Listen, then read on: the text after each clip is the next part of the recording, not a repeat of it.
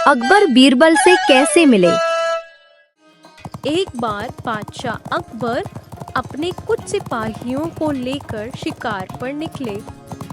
शिकार करते करते वे सभी वन में बहुत आगे निकल आए और रास्ता भटक गए। अत्यधिक प्रयासों के बाद भी उन्हें आगरा राजमहल जाने का रास्ता नहीं मिल सका। सिपाहियों, क्या किसी को भी ये पता नहीं चल पा रहा कि हम किस दिशा में हैं?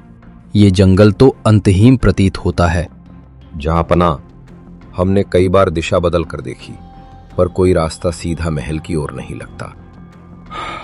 हुजूर, सूरज ढलने वाला है। हमें कहीं रुककर रात बिताने की व्यवस्था करनी होगी। नहीं, हमें रुकना नहीं है। अगर हम सही रास्ता ढूंढ लें तो रात महल में ही गुजरेगी। वो देखो, सामने कोई तिराहा दिख रहा है। अब किस दिशा में चलें, ये तय करना कठिन है। काश यहां कोई होता जो हमें सही राह बता देता। जहांपना, देखिए, एक बालक हमारी ओर आ रहा है। अल्लाह का शुक्र है, कोई तो मिला। बालक, जरा बताओ तो, इन तीनों सड़कों में से कौन सी सड़क आगरा के लिए जाती है? महाशय, सड़क कहीं नहीं जाती, जाना तो आपको ही पड़ेगा। बालक, तुम्हारी निर्भीकता और बुद्धिमत्ता देखकर बहुत प्रसन्नता हुई। बताओ, क्या नाम है तुम्हारा? मेरा नाम महेश दास है महाशय। और आपका नाम? तुम बड़े साहसी हो बालक। तुम हिंदुस्तान के बादशाह अकबर से बात कर रहे हो। जहांपना, मुझे क्षमा करे। मुझे क्या मालूम था कि मैं स्वयं बादशाह अकबर से बातें कर रहा हूं। कोई बात नहीं महेश दास, हम तुम्हारी बुद्धिमत्ता और निडरता से बहुत प्रसन्न हैं। लो, ये हमारी हीरे की अंगूठी रख लो। जब कभी हमारे राजमहल में आओ तो ये अंगूठी दिखाना, हम तुम्हें तुरंत पहचान लेंगे और तुम्हें इनाम दिया जाएगा। आपका बहुत धन्यवाद जहांपना। अब मैं आपको आगरा जाने का रास्ता दिखा देता हूं।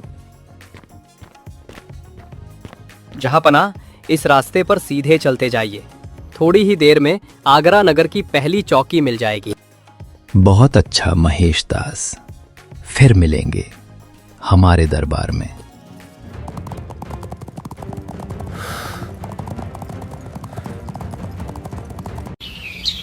समय बीतता गया। वो निडर और बुद्धिमान बालक अब एक युवा बन चुका था, महेश दास।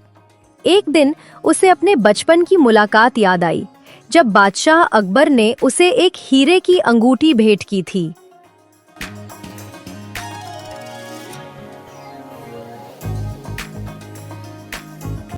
उसी स्मृति के साथ उसने ठान लिया, अब समय आ गया है बादशाह से मिलने का। देखते हैं क्या अब भी बादशाह अकबर उस बालक को पहचान पाएंगे जो कभी उनके सामने मुस्कुराकर खड़ा था।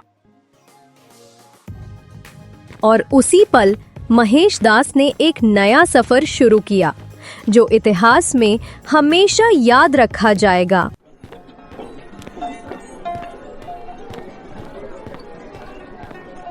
जब महेश दास आगरा पहुंचा तो उसके सामने था एक आलीशान राजमहल, जिसकी दीवारें कीमती पत्थरों से जड़ी थी और नक्काशी मानो बोल रही थी। वाह, कितना भव्य महल है। ऐसा तो मैंने सपनों में भी नहीं देखा था। रुको, ऐसे कैसे अंदर चले जा रहे हो? क्या तुम्हें पता नहीं, ये हिंदुस्तान के बादशाह अकबर का राजमहल है। महाशय, मुझे जहांपना से मिलने की अनुमति चाहिए। देखिए, ये वही अंगूठी है जो स्वयं बादशाह अकबर ने मुझे दी थी। अंगूठी तो सुंदर है, पर इसका मतलब ये नहीं कि ये बादशाह की ही है। ऐसी कई अंगूठियां बाजार में बिकती हैं, समझे? सही कहा आपने, पर यह अंगूठी कोई बाजार से नहीं मिली, सीधे बादशाह के हाथों से, एक छोटे बच्चे को इनाम में। ठीक है, ये तो सच में बादशाह की निशानी लगती है, पर अंदर जाना इतना आसान नहीं हुजूर। एक शर्त है मेरी, जो भी इनाम तुम्हें बादशाह देंगे उसका आधा हिस्सा मेरा होगा, वरना महल का ये दरवाजा तुम्हारे लिए बंद है। ठीक है महाशय, मैं आपकी शर्त मान लेता हूँ। इनाम का आधा हिस्सा आपका होगा। बहुत बढ़िया, अब जाओ, अंदर जाकर बादशाह अकबर से मिलो। महेश दास अब राजमहल के भीतर पहुंच चुका था। चारों ओर चमकते झूमर, रत्नों से जड़े स्तंभ और दरबारियों की पंक्तियां थीं।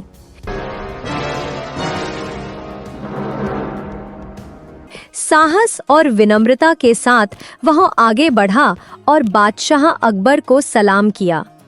सलाम जहां पनाह। सलाम, लेकिन कौन हो तुम? हमारे दरबार में पहले कभी तुम्हें नहीं देखा।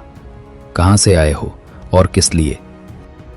जहां पनाह, मैं दूर गांव से आया हूं, आपसे मिलने और अपना इनाम लेने के लिए। इनाम? हमसे? हम तो तुम्हें पहचानते भी नहीं। क्या सबूत है तुम्हारे पास?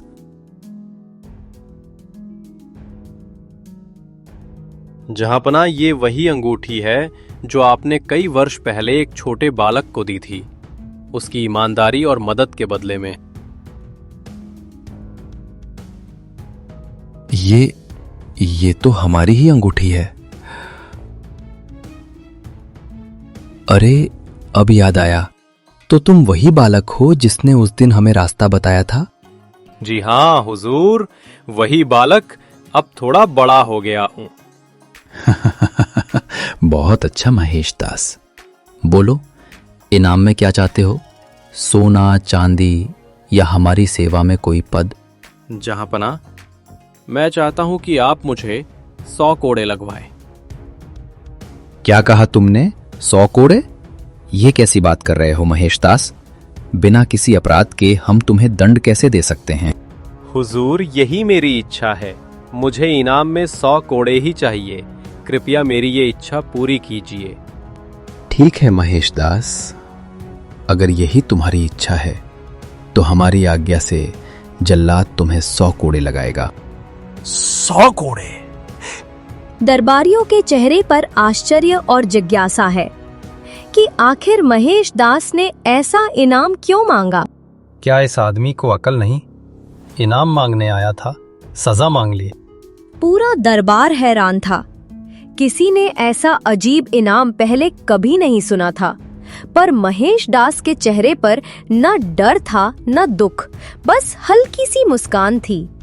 रुकिए महाराज। क्या हुआ, अब डर लग रहा है?